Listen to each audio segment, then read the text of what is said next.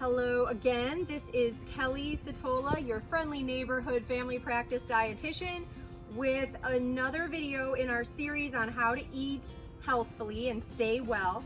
And today we're talking about eating a rainbow.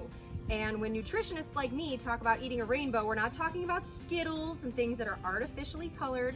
We're talking usually about plant-based foods, fruits and vegetables. And if you've taken part in our series and videos so far, you might remember that we were at the grocery store in the produce aisle. We were talking about blood pressure awareness. We were talking about the My Plate, and all those things promote fruits and vegetables or adding a lot of color to your plate. In fact, the My Plate shows half of your plate should be fruits and vegetables, which is where you're going to get a lot of color from. So why is it important to have a rainbow on your plate? Well, the more color that's in these fruits and vegetables, the more vitamins, minerals, and what we call phytochemicals are in them. And phytochemicals are beneficial for our bodies. They haven't figured out a way to put them in a supplement yet. So the only way you're going to get these beneficial phytochemicals is by eating fruits and vegetables and plant-based foods. Studies are showing that people are falling way too short on their intake of fruits and vegetables. And a study in 2009 of phytonutrients showed that 8 out of 10 people fall short in every color category. So we want people to get a variety of natural nutrients, and the easiest way to do that is to add a lot of fruits and vegetables and colors and plant-based foods to your plate. Green as a category are excellent for immune system, which is very important right now. They provide energy. They're full of vitamin K and vitamin A and folic acid, which is important for pregnant women or women that want to become pregnant. There is a phytochemical in green vegetables and fruits called lutein, and this is beneficial. You cannot get it anywhere else. So things like your leafy greens, avocado, although they're a fruit, are a beautiful green. Even your herbs and peppers, things that you're going to use maybe to flavor your food, or like lime juice, those are all considered your green fruits and veggies. Tomatoes, peppers, red onion, even red beans would count here. Red fruits and vegetables are good cancer fighters. They can help prevent diabetes. They can be healthy for your heart and your skin, and a lot of them contain a phytochemical called lycopene, which you may have seen on some labels and things. So in addition to peppers and tomatoes, there's a lot of good red veggies and fruits like berries and even watermelon. White foods, so I know I'm talking about a lot of color here, but white is a color that's important too when it comes to fruits and vegetables. These are excellent cancer fighters, also good for your heart, your bones. They contain a phytochemical called allicin. And so what we're talking about here are things like mushrooms, cauliflower, and onions and garlic. Again, things that you might flavor your dishes with, but these have very good vitamins and minerals in them too. And then there are even purple and blue foods. People don't think about these other than maybe blueberries, but blueberries, blackberries, and even black beans would count here. These foods have a component called anthocyanins, and they're very good for inflammatory reasons. So if you have arthritis or any kind of other inflammation, those could help you out there. And then finally, we have yellow and orange. These, the deeper orange, the darker orange that you've got, so we've got mangoes here, carrots here. These are loaded with carotenoids or vitamin A, or you might have heard it referred to as beta carotene. These are great for your eyes. So, you know, just making something like corn as a side dish, or we're going to make a mango dip in a moment. The deeper orange that these things are, the more that they have going for them. Easy ways to incorporate all of these foods is to add color wherever you can. You might put lettuce and tomato or peppers on your sandwiches. You could make a giant salad and use as many vegetables and even fruits as you can in there. If you watched our last video, we made a salad with not only deep leafy greens, but also strawberries. So you can combine the two. Also, putting them out where they're just in your line of vision and easy to grab and eat is a strategy for making sure that you're adding a lot of color to your diet as well.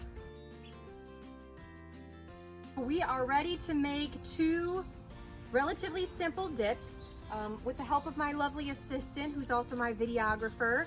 We got everything kind of pre-prepared here, but what I wanted to really point out is that the ingredients for both of these dips are almost all from our grocery store trip or our farmer's market trip. They are all fruits and vegetables and plant-based, with the exception of some cayenne pepper and salt, which you do need a little bit of salt in these recipes to bring out the sweet, actually. So we're gonna start out by making a simple guacamole first. Guacamole is really popular and it's really not that hard to do. It's very few ingredients. For our recipe, what you need is the juice of a half a lime.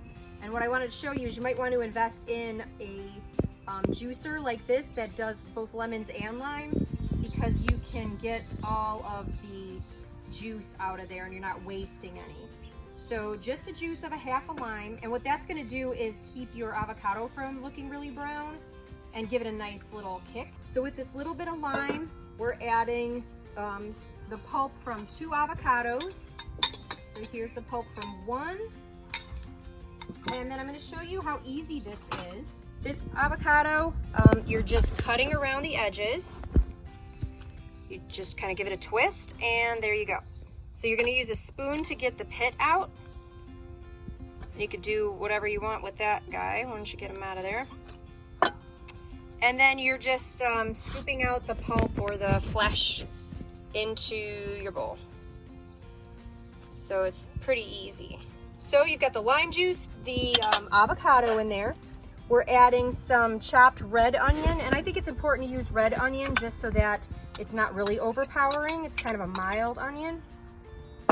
And we're adding tomatoes to our guacamole as well. And like I said, you're going to want a little bit of salt in this, but just a 1/4 teaspoon is what the recipe calls for. And that is it. So you're gonna mix this all up and mash the avocado as much as possible. And that's really all that's in guacamole. Now you can add some jalapenos if you like more of a kick in here. You can add cilantro, or you just play around with it a little bit and add whatever you'd like. You can serve it with chips. You can serve it with other veggies like these carrots that you see here. And you're gonna wanna cut that up a little more, but in the interest of time, you get the idea. And just look how nice and colorful and beautiful that looks. That's what we are talking about when we talk about eating a rainbow. Now the other dip is a mango dip, and you might not think about putting something like mango, a sweet fruit, in with vegetables, but that's exactly what this dip is. You're using the pulp of 2 mangoes here. Once you separate the flesh from the pit, you're really just kind of cutting into it, lay it flat, and kind of score it in both directions. And then when you turn it inside out, you get nice little squares. So you could just add those to your dip. And this one's not gonna be a smooth dip. I mean, it's gonna be more like a salsa. So it's gonna be chunky. So it's okay to leave your mango chunks intact. In addition to the mango, we're adding chopped tomatoes. So 2 chopped tomatoes. We're adding green onion. And already we've got 3 colors represented. It looks really great. Cucumber. And this is the pulp of a jalapeno pepper. And then this recipe calls for a little bit more salt. So we're gonna add a 1/2 teaspoon of salt. And for those of you watching your blood pressure and who we've been telling over and over not to add salt to things, you know, a little bit of salt is okay. Again, it's gonna bring out the sweetness in the mango. And this is 6 servings, so you're not going to eat the entire 1/2 teaspoon of salt. I mean, you're gonna get a little bit in there for flavor. And then the other little kick is just a pinch of cayenne pepper.